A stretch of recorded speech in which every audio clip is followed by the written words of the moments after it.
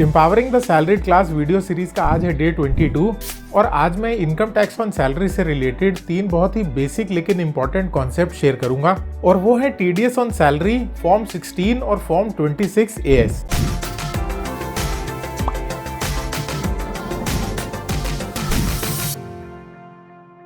हाय, मेरा नाम है Gurpreet Singh Bhalla, husband of a wonder woman and A proud father of A super naughty girl. I am a chartered accountant, a certified indirect tax and GST expert turned YouTuber having an experience of more than 10 years and founder of YouTube channel Consult Gurpreet. I help individuals and businesses save taxes and manage their finances through my videos, one-on-one consultancies and courses. तो सबसे पहले concept के साथ start करते हैं और वो है TDS ऑन सैलरी। TDS का मतलब होता है टैक्स डिडक्शन एट सोर्स। आपका एम्प्लॉयर हर महीने जब आपको सैलरी ट्रांसफर करता है तो उसमें से कुछ अमाउंट डिडक्ट कर लेता है और वो अमाउंट टैक्स के नाम पर डिडक्ट होता है और वो डायरेक्टली इनकम टैक्स डिपार्टमेंट के पास वो अमाउंट डिपॉजिट कर देता है। आपका कितना टीडीएस डिडक्ट करना है ये आपका एम्प्लॉयर डिसाइड करता है 2 बेसिक बातों के ऊपर। पहली ये कि आपकी सैलरी कितनी है, आपकी एनुअल कितनी इनकम है, और दूसरा पॉइंट है कि आपके पास कितने टैक्स सेविंग इन्वेस्टमेंट्स हैं या कितने डिडक्शंस या एग्जेम्पशंस आप क्लेम करने के लिए एलिजिबल हैं। अगर आप लोग ये जानना चाहते हैं कि आप कौन कौन सी डिडक्शंस और एग्जेम्पशंस क्लेम करने के लिए एलिजिबल हैं जिससे आप अपना टैक्स सेव कर सकें सैलरी पर, तो आपके लिए गुड न्यूज़ है। मेरी इस सीरीज का नेक्स्ट सेक्शन आने वाली जो भी वीडियोस होंगी उनमें मैं सारी डिडक्शंस के बारे में ही आपको एक्सप्लेन करूंगा, तो प्लीज स्टे कनेक्टेड, सीरीज के एंड तक जरूर बने रहिए। सैलरी पर जब हम टीडीएस प्रोविजंस की बात करते हैं तो इनकम टैक्स लॉ ये कहता है कि जितना भी टैक्स आपकी सैलरी के ऊपर बन रहा है दैट इज द अमाउंट जितना टीडीएस एम्प्लॉयर को डिडक्ट करना है। विच मीन्स कि जो भी टैक्स बनेगा, सपोज आपकी सैलरी पर टैक्स बना 1 लाख रुपए, तो एम्प्लॉयर को 1 लाख रुपए का टैक्स डिडक्ट करना ही करना है। तो इसीलिए अगर आप सैलरीड एम्प्लॉय हैं तो आप ये मान के चलिए कि आपकी जो टोटल इनकम टैक्स की लायबिलिटी आने वाली है किसी भी फाइनेंशियल ईयर में, उसका जो मैक्सिमम पोर्शन है वो टीडीएस से कवर्ड होता है। इस तरह से जो भी टीडीएस आपका डिडक्ट होता है उसके बदले में आपका एम्प्लॉयर आपको एक टीडीएस सर्टिफिकेट देता है जिसको हम लोग बोलते हैं फॉर्म नंबर 16। बाकी जैसा कि मैंने आपको डे 19 पे बताया था कि अगर आप सैलरीड एम्प्लॉय हैं तो सिर्फ सैलरी इनकम के अलावा भी बहुत सारी ऐसी इनकम्स हैं जो आपके ऊपर एप्लीकेबल हो सकती हैं और आपको अपने इनकम टैक्स रिटर्न में उनको प्रॉपरली डिस्क्लोज करना चाहिए।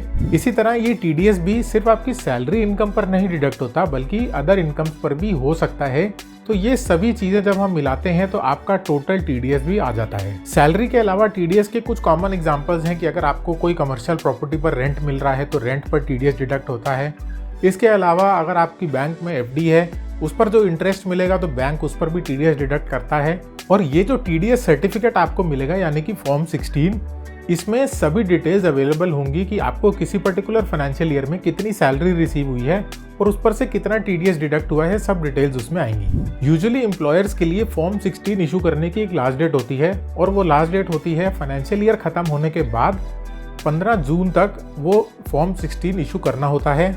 लेकिन इस साल पैंडेमिक की वजह से ये डेट को 15 जून से एक्सटेंड करके 31 जुलाई कर दिया गया है। तो होपफुली जब आप ये वीडियो देख रहे होंगे आपको आपका फॉर्म 16 मिल चुका होगा। फॉर्म 16 के 2 पार्ट्स होते हैं, part A and part B. Part A में बेसिक डिटेल्स आती हैं जैसे कि कितना टीडीएस डिडक्ट हुआ, कितनी आपकी टोटल इनकम है, कितनी आपकी टोटल सैलरी है, और उसके अलावा कुछ बेसिक डिटेल्स जैसे कि एम्प्लॉयर का नाम, एम्प्लॉयर का टैन, एम्प्लॉयर का पैन नंबर, एम्प्लॉय का नाम, एम्प्लॉय का पैन नंबर, ये सब डिटेल्स उसमें होती हैं। उसके बाद आता है फॉर्म 16 में पार्ट बी।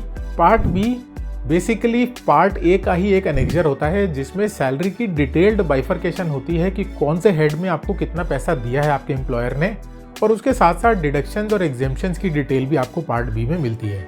तो फॉर्म 16 को अगर हम सम अप करें तो अगर आप एक सैलरीड एम्प्लॉय हैं और इसके अलावा आपकी और भी कोई अदर इनकम नहीं है तो ये आप कह सकते हैं कि form 16 is the only document you need जिसके थ्रू आप अपना आईटीआर फाइल कर सकते हैं। उसके बाद आ जाते हैं फॉर्म 26 AS पर। तो फॉर्म 26 AS बेसिकली वो फॉर्म है जहां पर सारे टैक्स डिडक्शंस की या अगर आपने कोई टैक्स पे किया है उसकी डिटेल्स आ जाती हैं। फॉर्म 26 AS सिर्फ और सिर्फ सैलरीड एम्प्लॉयज पर नहीं बल्कि सबके लिए अवेलेबल होता है। तो कोई भी टीडीएस किसी भी सेक्शन में अगर टीडीएस डिडक्ट होता है, किसी भी नेचर का टीडीएस डिडक्ट होता है, तो टीडीएस किसने डिडक्ट किया, कब डिडक्ट किया, कितना डिडक्ट किया, सब कुछ आपको फॉर्म 26 AS में मिलेगा। और इसके साथ साथ अगर आपने कोई टैक्स पे किया है, सेल्फ असेसमेंट टैक्स पे किया है या आपको कोई रिफंड इशू हुआ है, वो सारी डिटेल्स भी आपको फॉर्म 16 में मिलती हैं। या आजकल पिछले 1-2 साल से SFT यानी कि स्पेसिफाइड फाइनेंशियल ट्रांजैक्शंस की डिटेल्स भी फॉर्म नंबर 26AS में आने लगी हैं। अगर आप अपना फॉर्म 26AS देखना चाहते हैं तो वो आप इनकम टैक्स पोर्टल पर लॉगिन करके चेक कर सकते हैं। कैसे करना है लाइव डेमो मेरे चैनल पर अवेलेबल है, उसका लिंक मैं आपको आई बटन पर दे दूंगा, तो आप वो वीडियो देख के step by step process follow करके बहुत ही आसानी से 3-4 मिनट में अपना फॉर्म 26AS डाउनलोड कर पाएंगे। तो empowering the salaried class video series के डे 22 में बस इतना ही। आई होप आपको ये वीडियो अच्छा लगा हो। इसके बाद हमारा जो नेक्स्ट सेक्शन है वो डिडक्शंस को लेकर है।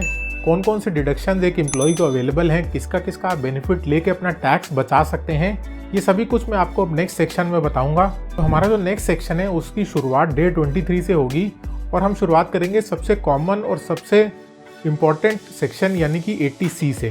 चैनल को सब्सक्राइब करना बिल्कुल मत भूलिएगा। Thank you so much for watching the video.